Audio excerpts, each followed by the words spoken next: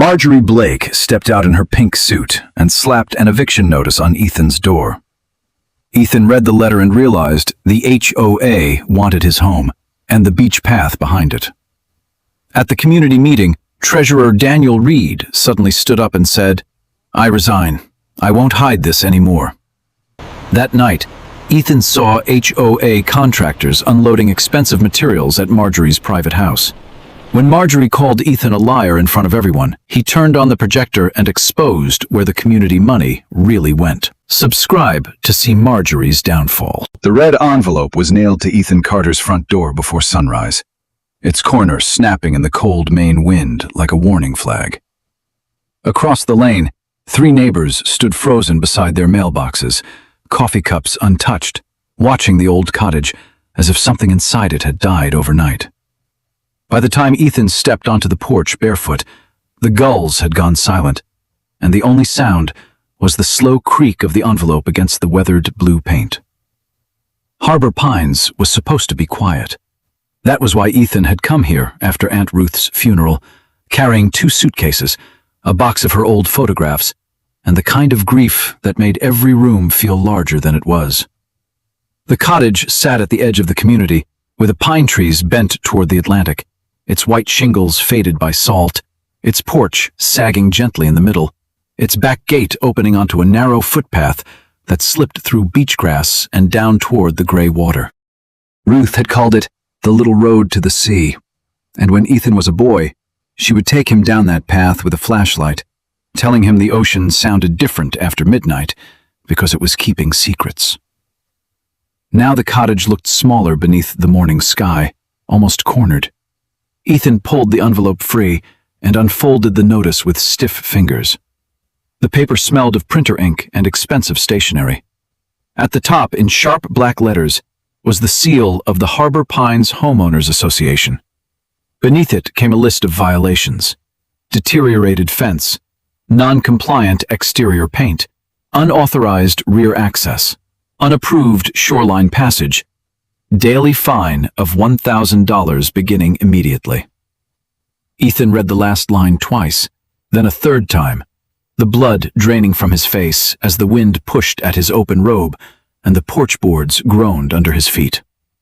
He looked toward the back of the property, where the old wooden gate leaned between 2 wild rose bushes.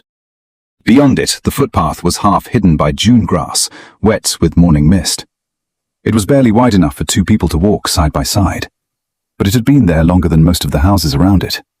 Fishermen had used it before Harbor Pines had a sign, before the streets had names, before the cottages were renovated into vacation homes with matching shutters. Aunt Ruth had said it belonged to the town, not to any board, not to any president, and certainly not to strangers with clipboards. The sound of tires on gravel cut through the wind. A black SUV rolled to a stop in front of the cottage, polished so clean it reflected the pale sky. The driver's door opened, and Marjorie Blake stepped out, as if arriving at a ribbon-cutting ceremony instead of a dead woman's porch. She wore a pale pink suit with gold buttons, spotless white heels, and pearl earrings that caught the morning light. Her white hair was cut blunt at her shoulders, smooth and deliberate, framing a face that smiled without warmth. Behind her, 2 HOA board members lingered near the SUV, silent, holding folders against their chests like shields.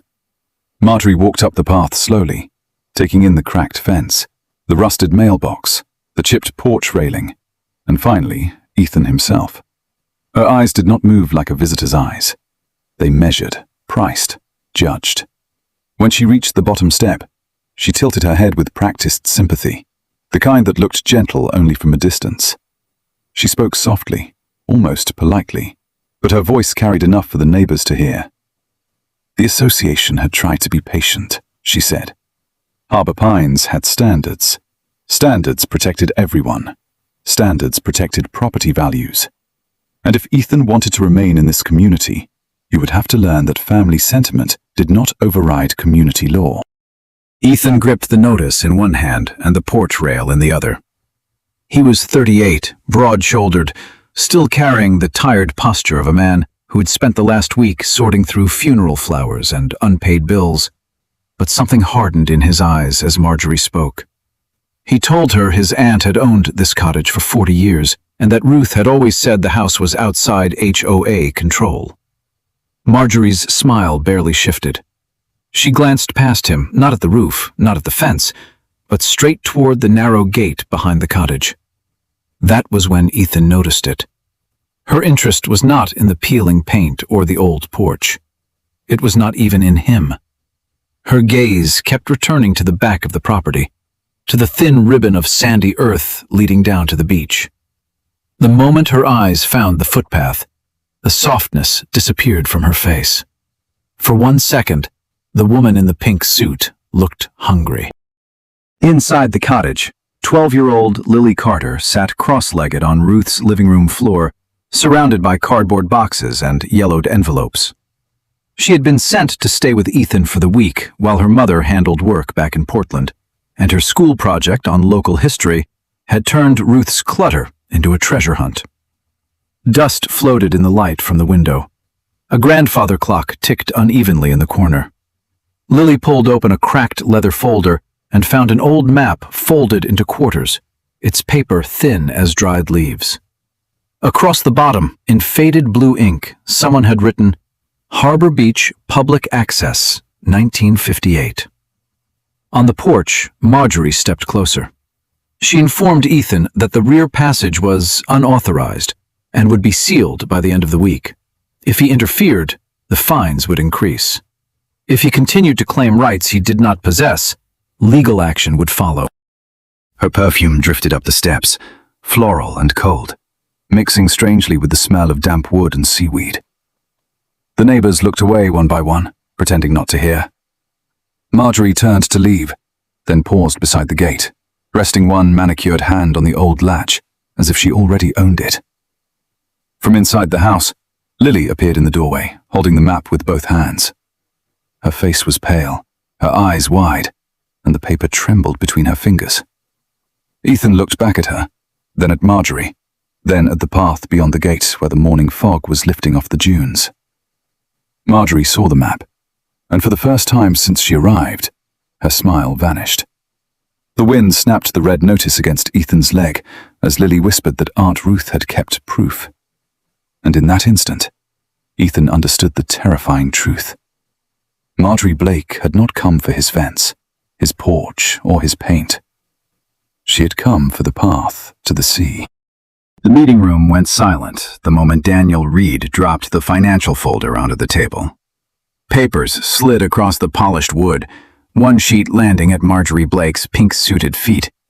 And for one sharp second, every homeowner in Harbor Pines stopped breathing. Daniel's face looked drained of blood, his hands clenched so tightly his wedding ring cut into his finger, while Marjorie stared at him with the kind of smile that warned people not to make mistakes in public. Ethan Carter sat near the back of the clubhouse with the red violation notice folded in his jacket pocket, feeling the weight of every suspicious glance in the room.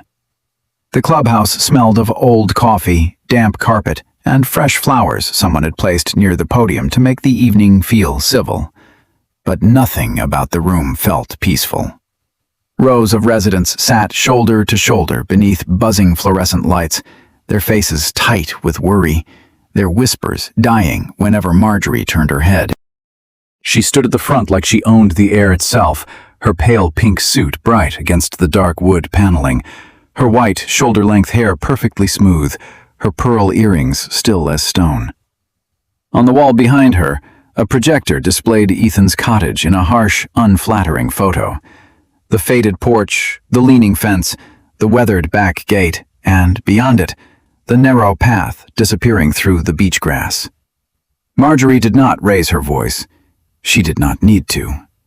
She described Ethan's home as a threat to property values, a liability to the community, and a dangerous example of what happened when one owner believed grief gave him permission to ignore rules. Her words moved through the room like cold water, and Ethan watched neighbors lower their eyes, some ashamed, some afraid, none willing to challenge her. Ethan forced himself to stand. The chair legs scraped loudly behind him, and several heads turned as if he had broken some invisible law. He explained that his aunt had owned the cottage long before the HOA claimed authority over it, that the path behind the house was not a private luxury, but an old public beach access, and that no one had shown him a single document proving Harbor Pines had the right to fine him $1,000 a day. His voice stayed steady, but his fingers pressed hard against the folded notice in his pocket.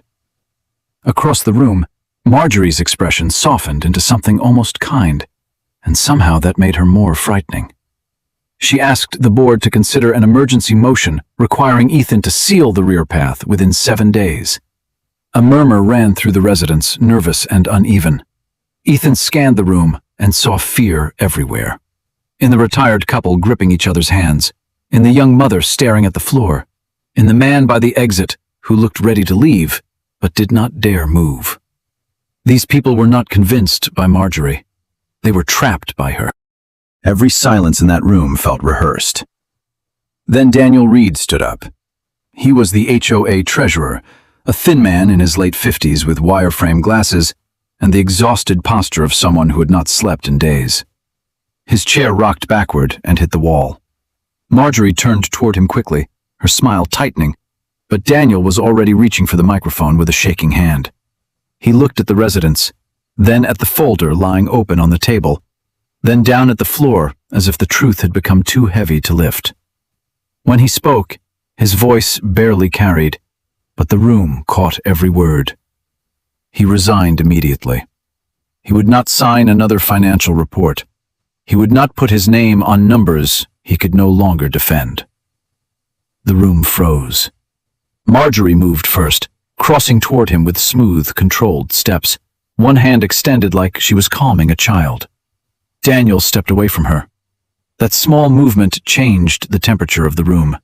His fear was no longer private. It was visible, standing under fluorescent light in front of everyone. He gathered his coat with clumsy fingers, knocked over a plastic cup of water, and walked toward the exit without looking back. Marjorie called after him in a low voice, but he kept going, faster now, shoulders hunched, until the clubhouse door opened and the cold night swallowed him whole. For several seconds, no one spoke. Then Marjorie returned to the podium as if nothing had happened. Her face had regained its polish, but Ethan saw the pulse beating hard at the side of her neck.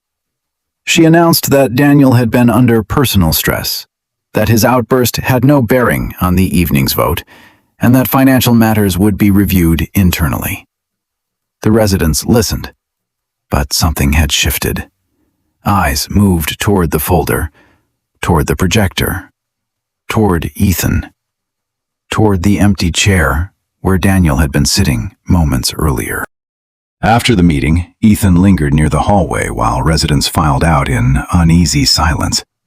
A few avoided him. A few looked like they wanted to speak, then thought better of it. Near the bulletin board, he overheard two men whispering about the last fee increase, new charges for pool repairs, security cameras, clubhouse renovation. One of them gave a bitter laugh and said the pool had been locked for 3 summers, the security cameras never worked, and the clubhouse roof still leaked whenever it rained. Ethan looked up at the ceiling and noticed a dark water stain spreading above the projector screen like a bruise. Outside, the wind off the Atlantic cut through the parking lot. Ethan found Lily waiting near his truck with her backpack pulled tight against her chest. Beside her stood Noah Bennett, a quiet boy from her class, holding a notebook filled with interview questions for their local history project. Lily's cheeks were red from the cold, but her eyes were alive with urgency.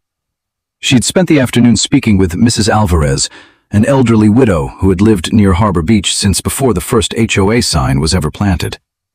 The old woman remembered fishermen using the path behind Ruth's cottage, children carrying buckets down to the tide pools, summer visitors following a wooden sign that once read, "Public Access." Not once, she said, had anyone needed permission from Harbor Pines. Ethan took the notes from Lily, and for the first time that night, hope flickered through the exhaustion on his face. But before he could speak, a white envelope appeared under the windshield wiper of his truck, pinned there by the cold metal arm, like it had been waiting for him.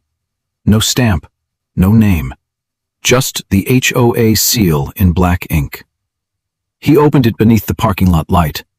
The new violation was shorter than the first, but far worse. Ethan Carter was now being fined for trespassing on HOA property by using the beach path behind his own house. At the bottom, in Marjorie Blake's perfect signature, one sentence sat alone, like a threat carved into stone. Continued access will be treated as intentional invasion of community land.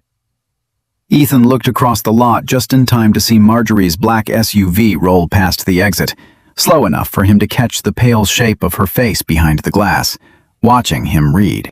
The first photograph showed a rotten clubhouse roof sagging under rainwater.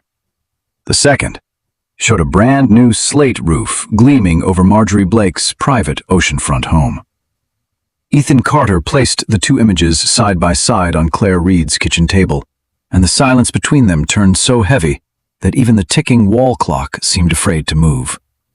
Claire sat across from him in a gray sweater, her hair pulled back too tightly, her eyes swollen from nights without sleep. The house around her was small and neat, but it had the strange stillness of a place waiting for bad news. A single lamp glowed above the table, throwing warm light over stacks of copied financial reports Daniel had left behind before disappearing from public view. Ethan had expected messy bookkeeping, maybe inflated fees, maybe incompetence. What he found instead looked deliberate.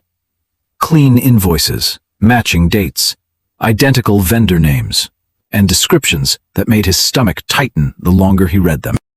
Clubhouse roof restoration, community lounge window replacement, granite installation for shared recreation area, outdoor lighting upgrade, security gate repair, landscape pond maintenance. Each line looked official enough to fool anyone who only glanced at it, but Ethan had walked through that clubhouse 2 nights earlier. The roof still leaked. The windows were cracked at the corners. The old recreation room smelled like mildew and dust, and the only thing on the counter was a broken coffee machine with a handwritten note taped to it. There was no granite, no new lighting, no fresh paint, no sign that a single dollar had gone where Marjorie claimed it had. Claire pushed one invoice across the table with trembling fingers. It listed $17,000 for custom stonework in a community utility kitchen. Her voice stayed low as she explained that Daniel had questioned it twice, and both times Marjorie told him the board had already approved the expense. Ethan studied the contractor's stamp in the corner, then looked at the address line. It did not list the clubhouse. It listed a billing account only. No job location, no photographs, no permit number. Just enough information to look legitimate, and not enough to prove where the money had gone. By morning, the rain had stopped, leaving Harbor Pines washed in a cold silver light. Ethan drove slowly past the clubhouse first, not stopping, just looking. The building sat behind a row of wet shrubs, tired and neglected, its white paint peeling in strips, its gutters bent, its front steps dark with moss. A blue tarp flapped against one corner of the roof where water had been getting in for months. Then he followed the curve of Shoreline Drive toward the cliffs, where the homes grew larger, cleaner, quieter, until Marjorie Blake's property rose behind a black iron gate like a photograph from a luxury magazine. Her house was impossible to miss. It was white, too white, freshly painted and shining against the gray sea behind it. New slate tiles covered the roof in perfect dark rows.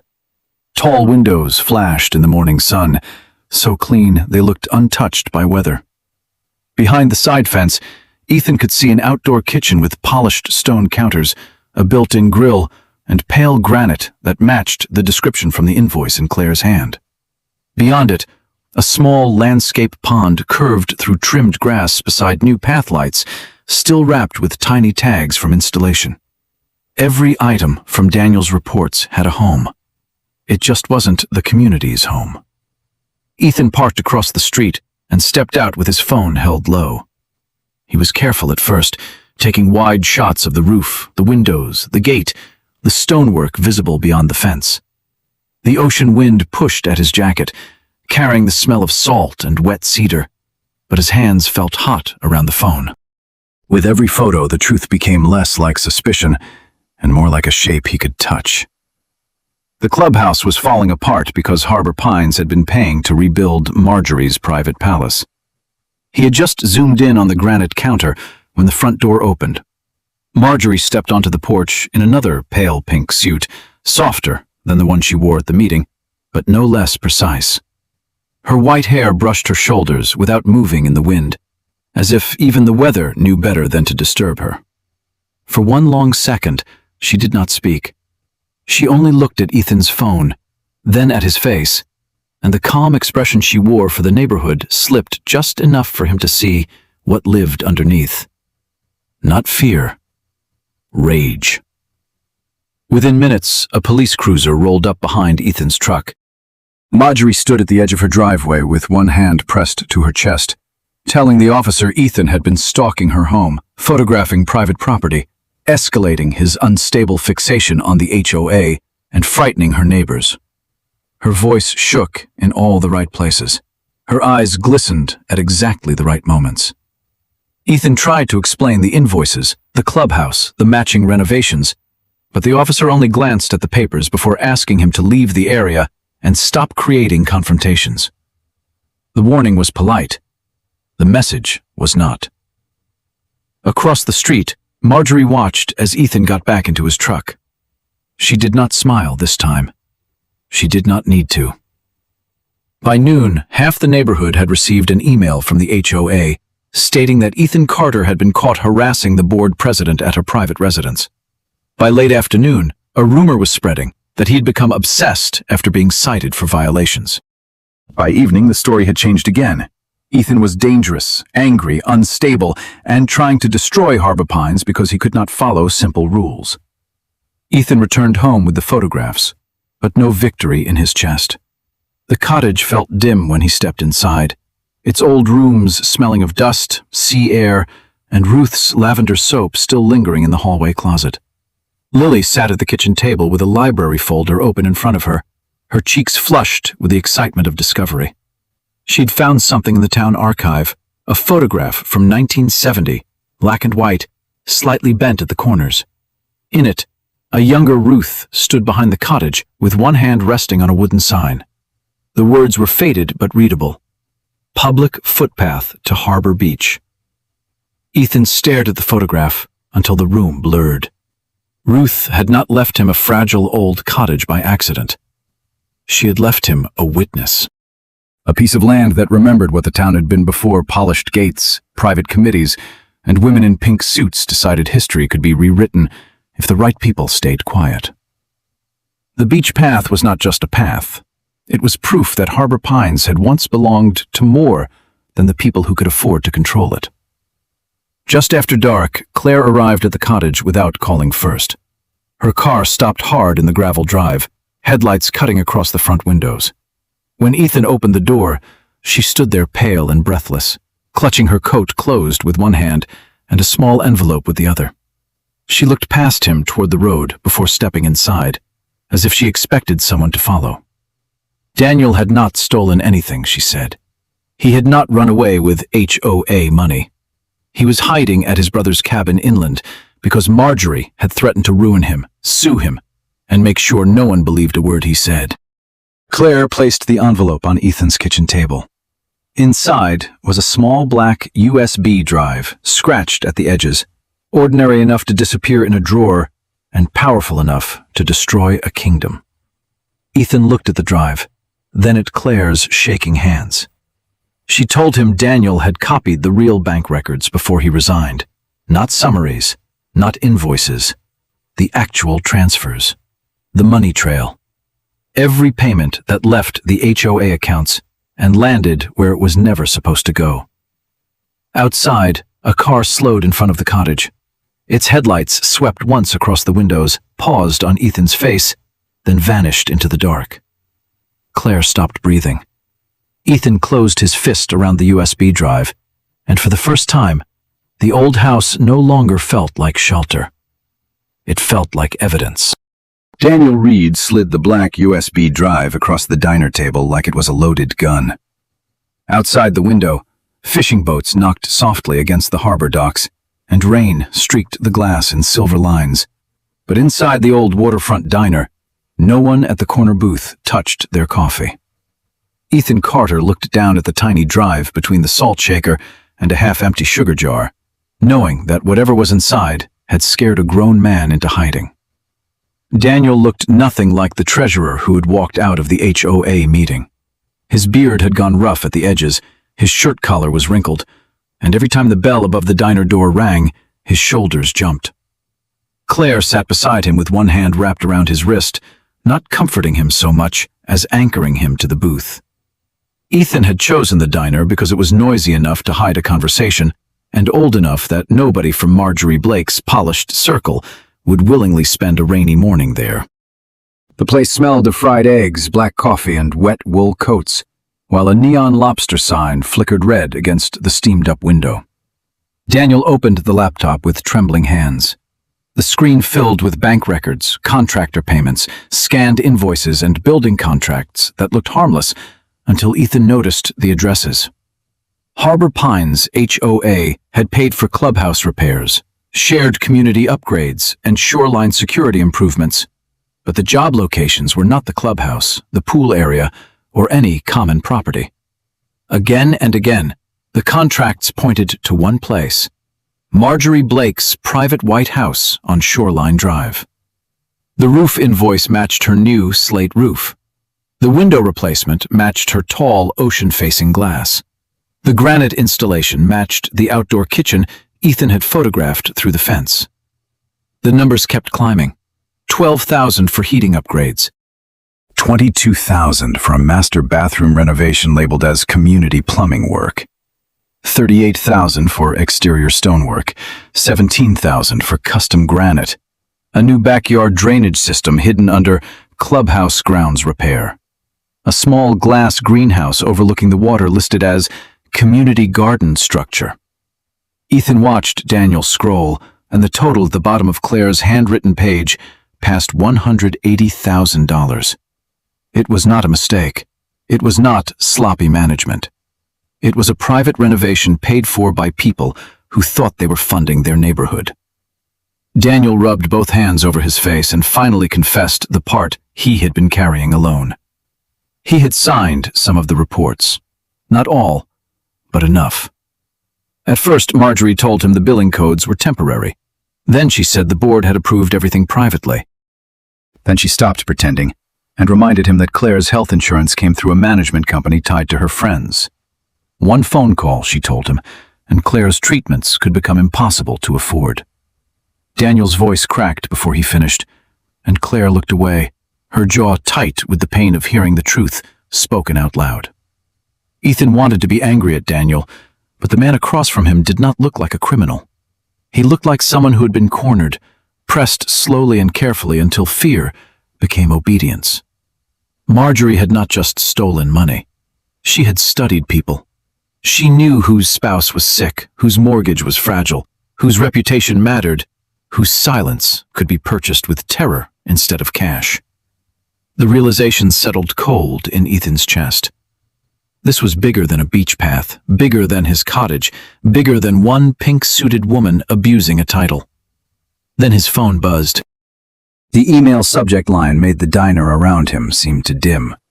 Notice of foreclosure action. Ethan opened it with a thumb that suddenly felt numb. The HOA was claiming he owed unpaid fines large enough to trigger a lien against his property. Attached was a letter from Marjorie's attorney declaring the beach path private community land under HOA management and accusing Ethan of repeated trespass, obstruction, and financial harm to the association. The language was polished, expensive, and merciless. If he fought, the legal costs would fall on the homeowners. If he refused, his cottage could be seized. By noon, the neighborhood had turned colder than the rain. Two residents who had quietly supported Ethan no longer answered his calls. One sent a short message saying they believed him, but they could not afford another fee increase. Another wrote that families were scared, and scared people needed peace more than truth. Marjorie's strategy was working. She had taken Ethan's fight and made it look like a threat to everyone's wallet. That afternoon, the pressure reached Lily. Ethan was driving back from the diner when the school called. Lily and Noah had been seen at the town library scanning old records connected to Harbor Beach access. A woman from the HOA had complained to the principal that Ethan was using children to attack the community and harass its leadership. By the time Ethan arrived, Lily was sitting outside the office with red eyes and a folder clutched to her chest, while Noah stared at the floor beside her. The documents they had found were still inside the folder. Old newspaper clippings, town minutes, and a 1970 photograph of Ruth standing proudly beside the public footpath sign. Lily had been trying to help. Marjorie had turned that into something ugly. For the first time, Ethan nearly stopped. He sat with Lily in his truck outside the school, rain tapping the windshield, watching her wipe her face with the sleeve of her hoodie. The fight had followed him home, then into the community, and now into a child's classroom. He could handle fines. He could handle rumors. He could handle Marjorie's cold smile from behind the glass of her black SUV. But Lily's shaking hands almost broke him. Ruth had left him a house, a path, and a truth worth protecting. But she had not asked him to put a 12-year-old in Marjorie Blake's line of fire. As Ethan turned the key, Maya Collins stepped into the rain beside his truck and knocked on the window. She was one of the younger residents, sharp-eyed, direct, and soaked through her denim jacket like she had run across the parking lot. She handed him a printed maintenance log from the so-called Shoreline Security Project. For 2 years, residents had been paying extra fees for beach cameras, yet only one camera had ever been installed. It did not face the parking lot. It did not face the dunes. It pointed straight at the path behind Ethan's cottage. Ethan stared at the page, then through the blurred windshield toward the direction of the sea. The camera was not protecting Harbor Pines. It was watching him. That night, back at the cottage, Ethan placed Daniel's USB drive, Lily's historical records, the foreclosure notice, and Maya's camera log on Ruth's old kitchen table. 4 pieces of the same trap. Money stolen through fake invoices. A public path being claimed as private land. A treasurer threatened into silence. A child targeted for finding proof. Outside, somewhere beyond the dark windows, a security camera watched the beach path Ruth had spent her life protecting. Then Ethan's phone lit up with a message from an unknown number. It contained one photo, Lily leaving the library with Noah. Under it were 5 words: "Stop digging, or she pays." Marjorie Blake entered the special HOA meeting to applause she had clearly expected, but it died before she reached the podium. The sound thinned out, broke apart, and vanished beneath the hum of the old clubhouse lights as Ethan Carter walked in behind her, carrying a plain cardboard evidence box. Claire Reed followed with a folder pressed against her chest. Maya Collins held a laptop under one arm, and 12-year-old Lily stood near the back door with a rolled map in her shaking hands. The clubhouse was packed wall to wall. Folding chairs filled every inch of the floor, residents lined the side walls, and people stood in the open doorway despite the cold wind blowing in from the harbor. The air smelled of wet coats, burnt coffee, and nervous sweat. Everyone had come because the notice said emergency vote, financial review, and community security threat. Everyone knew that meant Ethan. Marjorie had made sure of it. Her emails had painted him as unstable, Daniel as dishonest, Claire as desperate, and Lily as a child being used by adults who wanted revenge. Marjorie stepped behind the podium like a woman taking a throne. Her pink suit was brighter than ever, almost glowing beneath the fluorescent lights, and her white hair had been styled high and smooth, each strand fixed into place like armor. She placed both hands on the podium, looked over the room with calm authority, and began with the soft, practiced sorrow of someone pretending to protect people from a tragedy. She described Ethan as a bitter outsider, Daniel as a failed treasurer hiding from accountability, and Claire as a wife trying to rewrite her husband's mistakes. Every accusation landed neatly, polished and controlled. But Ethan watched the room instead of her. He saw residents shifting in their seats. He saw doubt. He saw fear. He saw people who wanted permission to stop being silent. When Ethan stood, Marjorie's eyes sharpened. She tried to move on to the vote, but Claire rose beside him, and the room turned toward them together. Ethan did not speak loudly. He set the evidence box on the front table and removed the first photograph. The clubhouse roof, sagging under water damage, blue tarp flapping over rotten shingles. Then he placed beside it a photograph of Marjorie's white oceanfront house, its brand new slate roof shining over the cliffs. The room stirred. Someone whispered that it was the same material. Someone else leaned forward. Ethan placed the invoice under both photos. Clubhouse roof restoration, paid by Harbor Pines HOA. Marjorie's smile stayed in place, but her fingers tightened around the edge of the podium. Ethan continued. He showed the window invoice, then the photo of Marjorie's new ocean-facing glass. He showed the granite invoice, then the outdoor kitchen behind her private fence. He showed the heating upgrade, the bathroom renovation, the landscape pond, the custom gate, the greenhouse overlooking the water, each one labeled as a community improvement, each one appearing at Marjorie's house while the clubhouse around them still smelled of mildew and old leaks. With every page, the room grew quieter. Not peaceful quiet, dangerous quiet. The kind that comes when hundreds of people realize they have all been fooled in the same direction. Marjorie finally cut in, her voice smooth but harder now, accusing Ethan of trespassing, harassment, and manufacturing documents to escape his fines. Before she could finish, Daniel Reed stood from the third row. He looked smaller than Ethan remembered, pale and worn down, but he did not sit back when Marjorie turned on him. He faced the homeowners and apologized for signing reports he should have challenged, for letting fear keep him quiet, for believing that protecting his wife meant surrendering the truth. His voice broke only once, when he admitted Marjorie had used Claire's medical insurance as a weapon. Claire opened her folder. The emails were projected onto the wall behind Marjorie in stark black and white. No one had to interpret them. The threats were clear enough. Cooperate or benefits could disappear. Question the reports, and Daniel's reputation would be destroyed. Speak publicly, and the Reeds would lose everything. Claire stood beside the screen with tears in her eyes, but her voice did not shake. The room watched Marjorie's words hang above her own head, like a sentence already being written. Then Maya connected her laptop.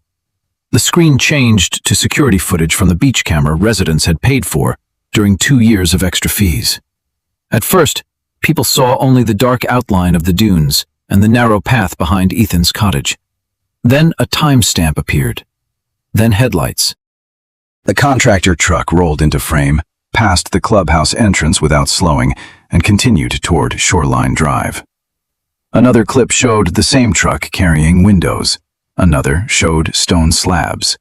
Another showed wrapped equipment. None of it went to the clubhouse. Every load went toward Marjorie's private property. The room began to turn. It happened first in small movements, a woman covering her mouth, a man standing in disbelief, an older couple looking at each other as if ashamed of what they had allowed. Then voices rose, questions, anger, demands. Marjorie lifted one hand, ordering calm, but her authority had cracked. The residents no longer looked at her like a president. They looked at her like a suspect. From the back of the room, Owen Price stood slowly. He was a broad-shouldered contractor with rough hands and a face burned by years of outdoor work. He looked at the floor before speaking, as if each word cost him something. Marjorie had told him to list the clubhouse as the job site, even when the work was at her house. She said it was temporary accounting. She said the board approved it. Then she told him if he caused trouble, she would make sure Harbor Pines never hired him again. Owen pulled out his phone and raised it toward the room. He had kept the messages because he knew that one day she would blame him. Marjorie stepped away from the podium. That was when Lily moved. She walked down the center aisle with the rolled map clutched in both hands, her face pale, her shoulders tight, but her eyes fixed on Ethan. The room softened when they saw how young she was. Ethan started to step toward her, but she shook her head once and kept going. At the front, she unrolled the old map across the table. The paper was yellowed and fragile, marked with faded blue ink from 1958. Beside it, she placed the 1970 photograph of Ruth, standing behind the cottage, one hand resting on a wooden sign that read, "Public Footpath to Harbor Beach." No one spoke. The entire room stared at the map, then at the photograph, then at Ethan. The truth was suddenly simple enough for everyone to understand. Marjorie had not targeted him because of his fence, his porch, or his paint. She had targeted him because his house stood between her and the public beach path she wanted to control. Ethan was not the threat to Harbor Pines. He was the obstacle in her way. Marjorie grabbed her purse. She moved fast, leaving the podium, pushing past the front row, her pink suit flashing through the stunned crowd like a warning light. For one breath, it looked as if she might make it to the exit. Then the clubhouse doors opened from the outside. 2 town police officers stepped in first. Behind them came a state financial investigator in a dark coat, holding a leather folder under one arm. The cold night air swept into the room, making the projector screen flutter against the wall. Marjorie stopped so suddenly that one of her pearl earrings swung against her neck. The investigator looked past her, toward Daniel, then Ethan, then the evidence spread across the table. Daniel had already turned over the USB. The meeting had not been held to accuse Marjorie. It had been held to let everyone hear her deny the truth in front of witnesses. Marjorie's face went still, and for the first time all night, there was no smile left to hide behind. Marjorie Blake left the Harbor Pines clubhouse in handcuffs, still wearing the pink suit she had chosen to look untouchable. Camera flashes burst against the dark windows, residents stood frozen beneath the porch lights, and the cold ocean wind lifted her white hair as 2 officers guided her down the steps. No one cheered at first. The silence was heavier than applause, because every person watching understood the same terrible truth at the same time. The woman who had smiled at their meetings, signed their notices, raised their fees, and promised to protect their homes, had been stealing from them for years. Ethan Carter stood near the clubhouse doorway with Lily beside him, his hand resting lightly on her shoulder. Across the parking lot, Marjorie turned once, her face pale under the police lights, and looked back at the crowd she had controlled for so long. There was no apology in her eyes, only disbelief that the room had stopped obeying her. The state investigator read the charges in a steady voice. Embezzlement of HOA funds, falsified records, witness intimidation, abuse of authority, and fraudulent property enforcement. Each charge seemed to remove another piece of the power Marjorie had built around herself. By the time the cruiser door closed, the pink suit was no longer a symbol of control. It was evidence. The days that followed felt like Harbor Pines waking from a long, ugly dream. Investigators entered the clubhouse with boxes, cameras, and sealed evidence bags. Contractors who had once parked at Marjorie's private gate now gave statements under fluorescent lights. Neighbors who had avoided Ethan in the grocery store began stopping outside his cottage, not always knowing what to say, but unable to keep pretending they had not seen what happened. Some apologized with tears. Some left baked bread on his porch. Some simply stood at the old wooden gate behind his house and stared down the beach path as if seeing it for the first time. Then the court order came. Every fine against Ethan was declared invalid. The lien threat disappeared. The foreclosure action collapsed before it could touch Ruth's cottage. More importantly, the narrow sandy path behind the house was recognized as a historic public access route, protected by town records, archived photographs, and testimony from residents who remembered using it before Harbor Pines ever existed. No HOA board could close it. No private president could claim it. No polished letterhead could erase the footsteps of generations. Daniel Reed stood before the court with his head lowered, Claire beside him, and admitted the reports he had signed under pressure. He was not excused completely, but because he had preserved the bank records, surrendered the USB, and helped investigators recover the truth, the heaviest charges were dropped. He agreed to repay what he could, testify fully, and never again hold financial authority without oversight. When he stepped outside afterward, Claire took his hand in both of hers, not as if everything was healed, but as if healing had finally become possible. Harbor Pines held another meeting 2 weeks later, but this time the room felt different. The same fluorescent lights buzzed overhead, the same old coffee burned in the pot, and the same leaky ceiling tile sagged above the back row, but no one sat in silence out of fear. People spoke, people questioned, people demanded receipts, audits, and term limits. Claire Reed was elected interim treasurer because she understood better than anyone what secrecy could cost. Maya Collins took charge of financial transparency, creating a public ledger every homeowner could read. Ethan was nominated for president, but he refused the title. He had not fought Marjorie to become another person behind a podium. Instead, he agreed to serve as an advisor on historical records, property rights, and public access, the kind of quiet role Ruth would have respected. The money recovered from Marjorie's accounts did not erase the damage, but it began to repair it. The clubhouse roof was finally replaced for real. The cracked windows came out. The damp carpets were stripped away. Fees were reduced for a year, and the first official vote of the new board created the Ruth Carter Local History Scholarship, a fund for students who wanted to protect the town's records, stories, and public spaces. When Lily heard the name announced, she covered her mouth with both hands and looked at Ethan with eyes full of tears. Spring came slowly to the Maine coast. Grass returned to the dunes in thin green blades. Gulls circled above the water, and the old cottage looked less lonely with flower boxes beneath the windows. Lily won first prize at the local history fair for her project, The Path That Belonged to Everyone. Her display showed Ruth's photograph, the 1958 map, Mrs. Alvarez's interview notes, and a timeline of how one public footpath had nearly been stolen through paperwork and fear. Noah Bennett filmed the entire story for a short documentary, and the town library used it to launch a digital archive so no one could hide the past in a dusty box again. The reopening of the beach path happened on a Saturday afternoon under a pale gold sky. Families gathered behind Ethan's cottage with picnic baskets, folding blankets, paper cups of lemonade, and the awkward tenderness of people learning how to trust one another again. Daniel carried a tray of sandwiches from the diner.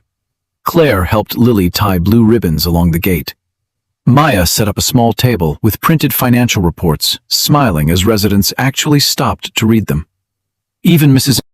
Alvarez came, wrapped in a wool shawl, leaning on Noah's arm as she looked down the path, and said she never thought she would live long enough to see the sign return. Ethan stood at the old gate holding a new wooden marker in both hands. He had sanded it himself on Ruth's porch, staining the letters carefully until they looked like they had always belonged there. For a moment he could almost see his aunt in the doorway behind him, arms folded, amused by the fuss, proud but unwilling to say it too loudly. The grief he had carried since her funeral did not vanish. It changed shape. It became gratitude. It became duty. It became a place on earth he was no longer afraid to defend. As the sun dropped toward the water, Ethan drove the sign into the ground beside the path. Harbor Beach Public Footpath, established 1958. The crowd grew quiet. Then one by one, people began walking past him toward the dunes. Children ran ahead with kites. Older couples moved slowly, hand in hand. Lily paused beside Ethan and slipped her fingers into his.